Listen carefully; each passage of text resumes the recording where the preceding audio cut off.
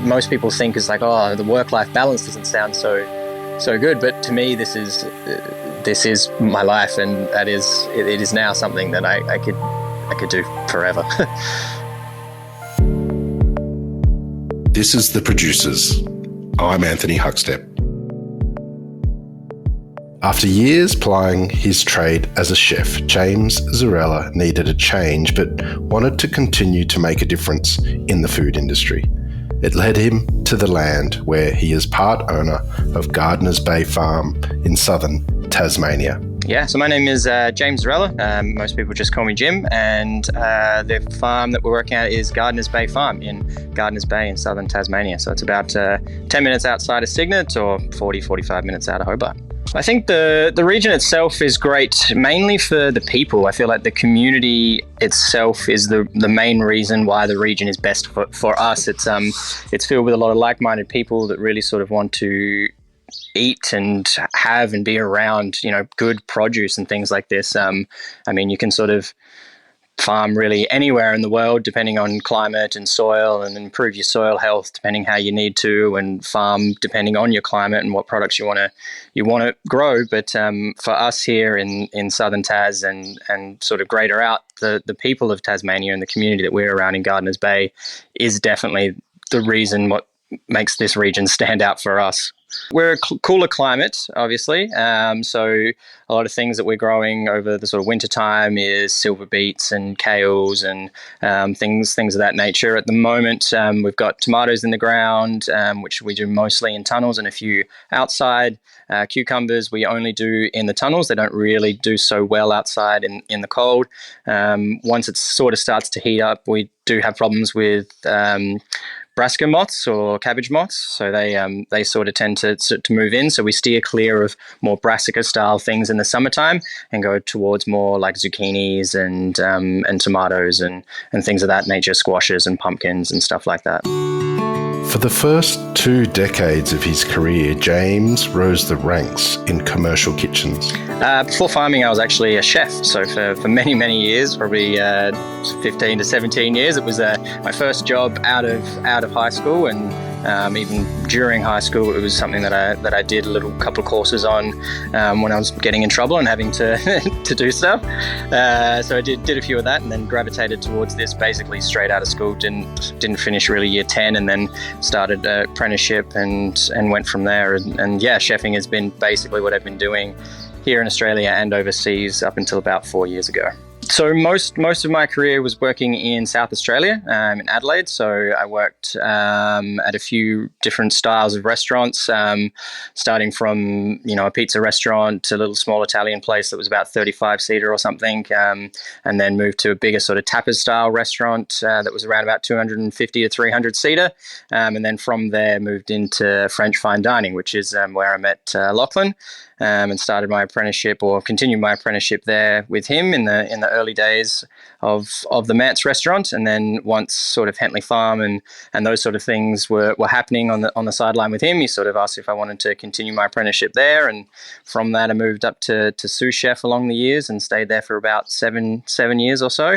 And then left from there and decided that I wanted to do something a bit more different, and did a different style of restaurant, again as a sous chef with a friend of mine, which was a native Australian yum cha style restaurant, which sounds a bit crazy, which we took a lot of native and foraged ingredients and stuff that I was also just growing out of my backyard, and did smaller style plates, and it was served in a yum cha style format, which was a pretty crazy thing to do in Adelaide, but for about a year or so it worked, which was great. And yeah, I met my wife there. Actually, she was working there, and she was studying in Adelaide through the time. She's from Germany, and her sort of visa was ending up, and the restaurant was sort of, because we were on a sort of like a lease from the council. So the lease was paid for by the council. It was like a Renew Adelaide program that it was called. So the owners of the building, or the owner of the restaurant, got his lease for free for the first 12 months. And so the restaurant was really only there for that 12 months because the rent on the place was astronomical. So as that was sort of finishing up, Marie, which is my wife, had to go back to Germany, and I sort of went, well, yeah, I've got nothing on the cards, so why not? So I moved to Germany with her. This was after only knowing her for around about 6 or 7 months, and yeah, just decided to sort of pack everything up and move to Germany. In love and on a whim, James decided to head to Germany and Austria to continue life in the kitchen. There's a few sort of crazy restaurants that I worked at, and then I did a lot of work in Austria mainly because we stayed in Germany for about a year and a half, and then moved to Austria. My wife was studying enology, and then I sort of was working in restaurants, and that was sort of my visa. So some of they're all pretty crazy in their own right. A few Michelin star restaurants where the chefs go a little bit too crazy in the head and stuff like this. But I think one of the more crazy ones was the fact that I was working in a restaurant called Konstantin Filippo, which is in the heart of Vienna, and I was doing a few weeks there and trying to organize a visa to then move to Austria a bit more permanently. And I was working in the back kitchen with a girl, and we were just talking. She said, she was from Australia as well.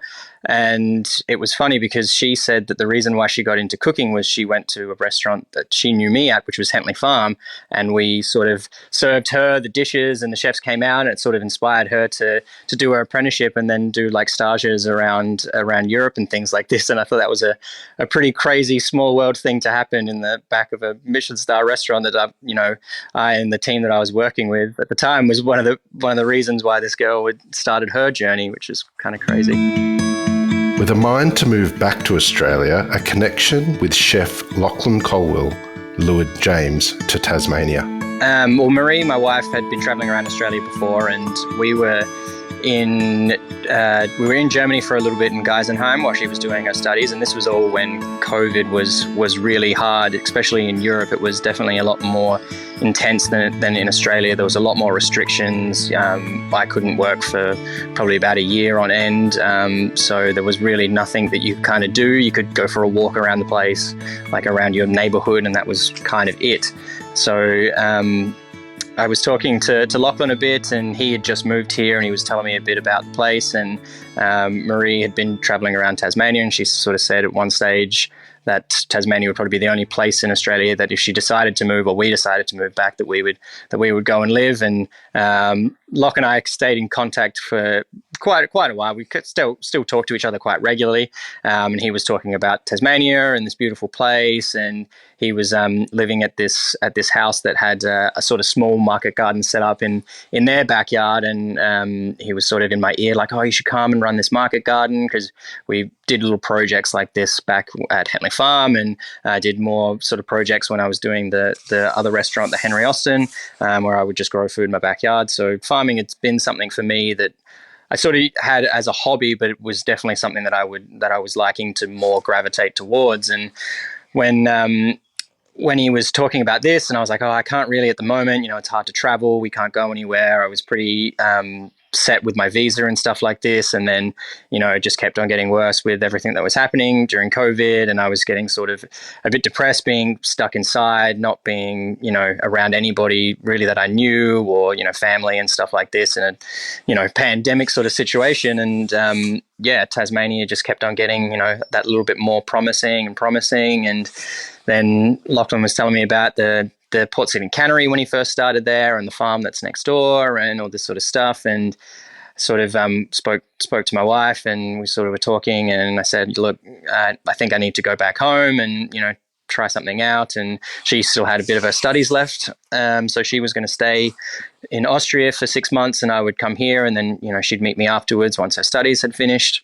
And sort of just came here. I kept on saying to Locke, man, this is a big decision. I don't know if I can do it without some sort of guarantee of work or something like this. He was like, I can't really do that. It's not kind of how it works. Like, you kind of just get here and then, show people how you work and who you are and your ethics and stuff like this, and then from there you should be okay. And I was like, oh, okay, this is pretty out on a whim here, but all right. So I ended up getting a reparation flight through Qantas, and did quarantine in the Northern Territory, and then came back to South Australia just for a couple of weeks while the borders were still closed, and then basically like bought a car in a couple of weeks. And as soon as the borders opened, I was basically in the car, everything packed the next day, driving to Tasmania. And it was really quite funny because I just sort of rocked up, and Lachlan was staying at the house just next door to the farm, which is actually now the house that I live in currently. And I basically sort of any morning I would wake up and hear the head farmer, which is Phil, who's now my business partner. I'd hear his car, and I'd just sort of wander through the gate and be like, "Hey, can I help out today?" So this is Phil O'Donnell. So Phil started the Gardner's Bay farm from day one when it was just a paddock. So originally the farm was designed to only supply to the Port Signet Cannery. So the owners of the Port Signet Cannery, Paul and Michelle Gilding, also own the farm. And the idea was to have a sustainable food system within a restaurant and farm that had a closed loop with one another that was sustainable in its own self. And at the time, Phil was employed as the head market garden, so he was on a casual wage, permanent wage. And then there was a few casual people that sort of stopped by. There's a girl, Eva, who worked with us for a while. And then when I sort of came on board, I did free work for a little bit, and then the workload got a little bit more. The cannery got a little bit more busy, and I ended up being able to get 2 days a week working on the farm, and then I was working also 2 or 3 days a week at the restaurant as well, just as a chef. So it was handy to have that sort of skill set in my back pocket that I could do a little bit of both. So yeah, Phil had set it up from day one, along with Eva as well, helping with like all the fencing, because the site itself had just been a paddock that the neighbour used to own, and he would run his Clydesdales, his horses, on there. So it was quite a transformation from then to now in a small amount of time. And yeah, now we're 2.5 acres. Half is the market garden, which we rotate 4 blocks annually, and the other half is an orchard that is starting to produce quite a lot of fruits and berries and things like that, which is quite good. Moving from kitchen to the land has had its challenges, but as James discovered, there are many benefits too. Sort of the skills that you understand with just working with produce translates over to harvesting, and in probably one of the biggest aspects, especially that I was also working at the time at the Port Signet Cannery with Lachlan, and then the chefs after him as well. It was great to be able to know exactly what the dishes were going to be and how they would be prepared, to know how to harvest and when to harvest, and also even sort of little byproduct things that, usually Phil would either feed to the pigs or put in the compost. It would be like, oh, did you know parsley root you can really make a good little cream with? And he'd be like, oh, cool. So we'd be able to, harvest all the parsley, and when it has to come out the ground, we can also harvest all the parsley root. And sometimes I'd write little post-it notes in the crates to the chefs and be all like, hey, I just harvested this for you, maybe you can use it for something like this or that. And I think it was a really sort of valuable skill, and being able to then translate that to the customers as well. I think that was a really sort of invaluable skill to have. The lifestyle change has had a profound impact on James. I think for mental health one, it's definitely sort of the physical side of things is a little bit more. Obviously, there's a lot more to do. There's a lot more, wheelbarrowing and bigger sort of things like that. But the days themselves are shorter. I don't work nights anymore. I have a daughter now as well. She's 19 months old.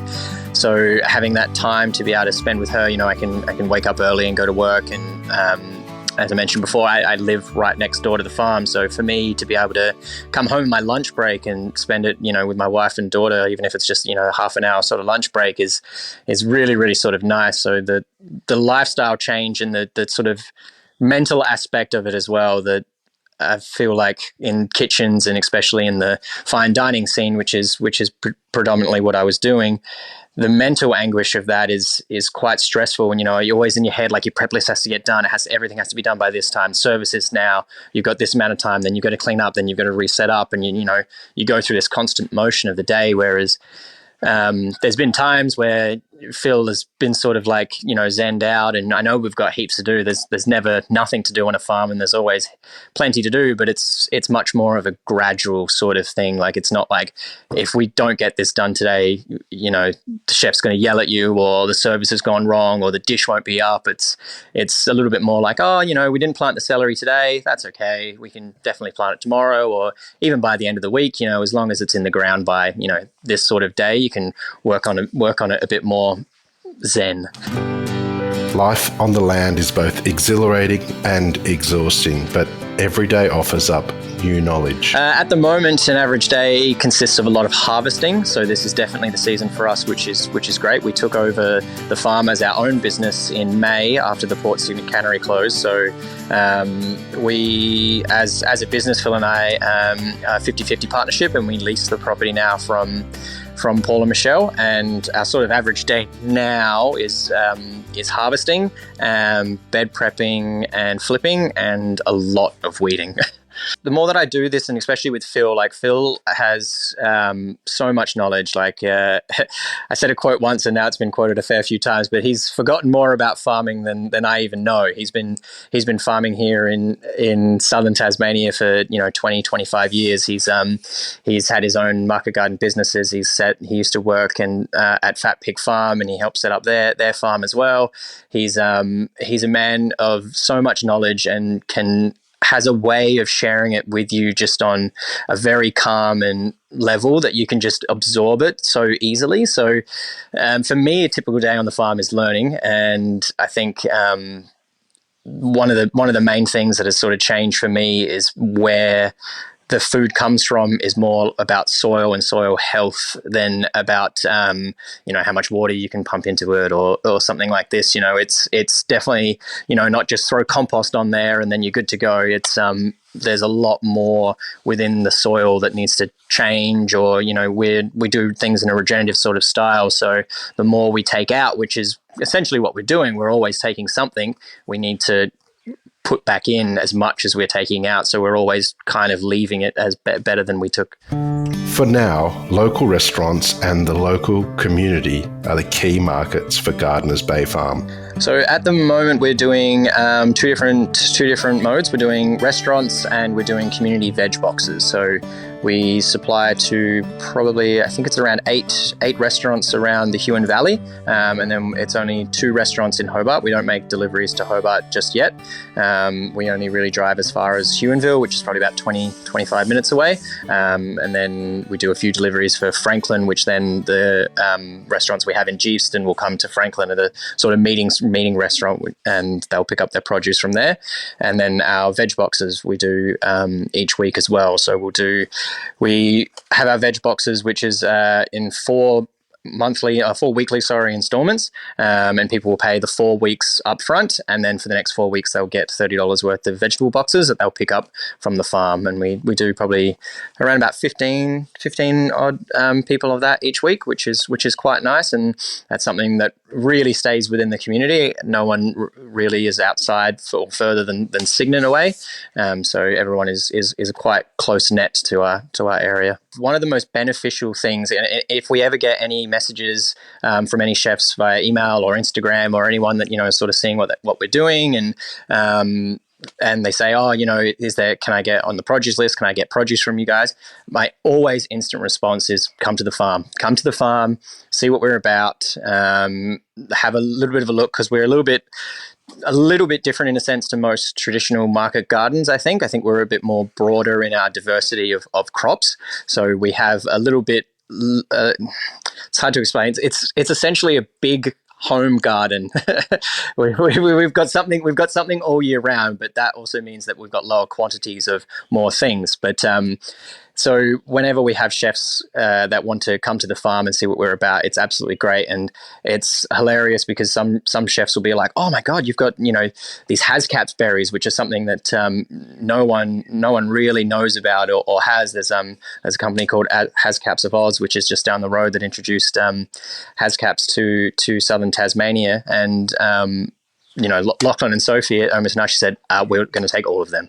we're coining those ones, and they'll come, and sometimes I'll get messages from chefs being like, "Oh, can you grow this one?" And they'll send us, and we'll find the seed packets or something like this, and we'll go, "Yeah, for sure." A good example is we grew some Red King radishes for Lachlan and Sophie as well, and they worked really, really well and amazing. And then Masaki from Masaki Sushi in Jeeveson, he came down to check out some purple mustard because he wanted to make a ferment from it, and he just wanted to see the sizes that we had at the time.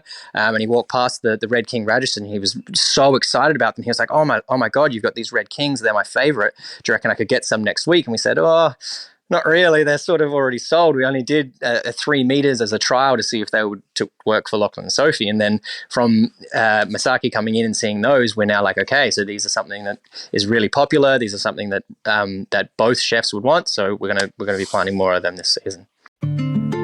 For now, local restaurants and the local community are the key markets for Gardner's Bay Farm. I think for Phil and I at the moment, we're still feeling out what is going to be working for us, whether that be if we decide to go higher in the veg boxes and stay where we are with the restaurants, or take on more restaurants and do deliveries to Hobart.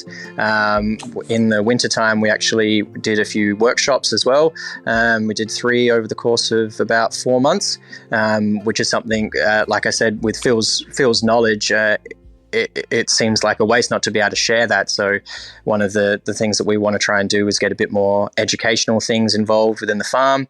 We've been accepted into the Sprout Producers Program for this year, which is an amazing opportunity for the both of us for networking with other farmers around the state and being able to help us as a business try and grow to that next step, which both of us are really, really excited about to be a part of that program.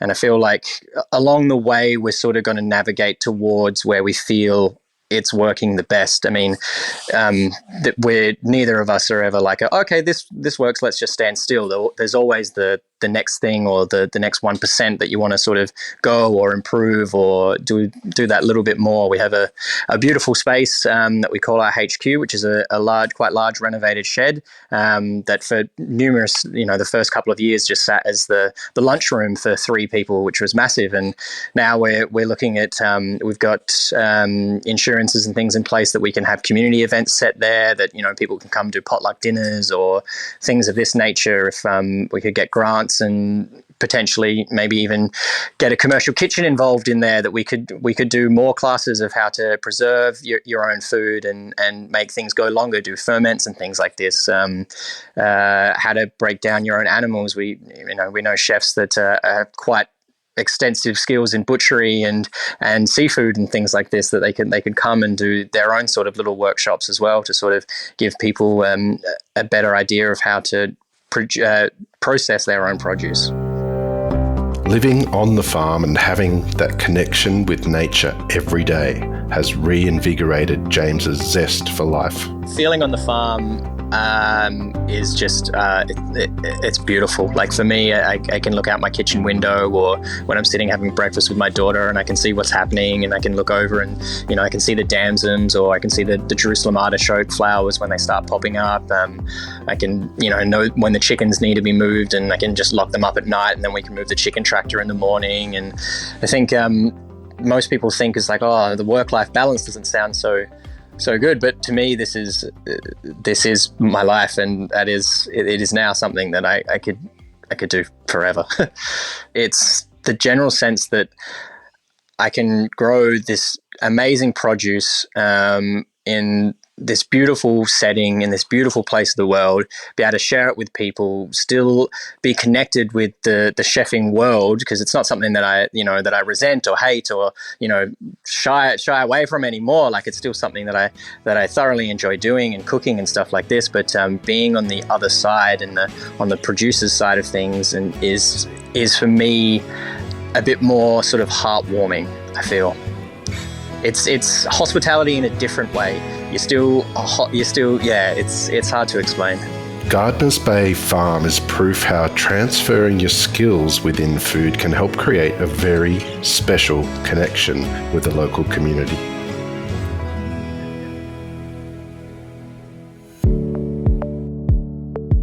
This is The Producers, a Deep in the Weeds production, I'm Anthony Huckstep. Stay tuned as we share the stories of producers, farmers, makers, and growers, the true lifeblood of the food industry. Follow us on Instagram at Producers Podcast or email us at producerspodcast@deepintheweeds.com.au.